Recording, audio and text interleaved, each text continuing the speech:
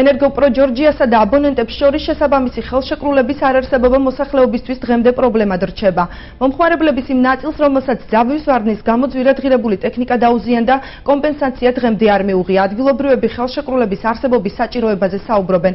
მათი განცხადებით, დოკუმენტის არარსებობის გამო კომპანია ზარალის ანაზღაურებისაგან თავს იკავებს. ხელშეკრულების აუცილებლობაზე ამახვილებენ ყურადღებას იურისტებიც. რამინ გვარიშვილის თქმით, ქვითარი, რომლითაც ენერგოკომპანიას აბონენტთან ურთიერთობა აქვს, მხარეთა უფლება მოვალეობებს არ განსაზღვრავს.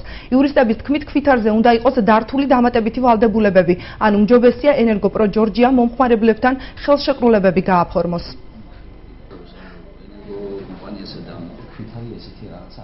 უფრო მეტი იქნება გარანტია, რომ ახალობად იმაზე მეტი იქნება. იქნება განიხილება, საბუთი იქნება, ქვითარი იქნება, გაფუძნება მიხვა, მისავალი ადგილი გეცოდინება, ვისთან მიხვიდე და ვის თხოვო დახმარება. შეიძლება ორ ფასებში გამევიდე რამე გიბიფიცეს ტელევიზორი არ და მომარაგება, მომსახურება, რა ვიცი.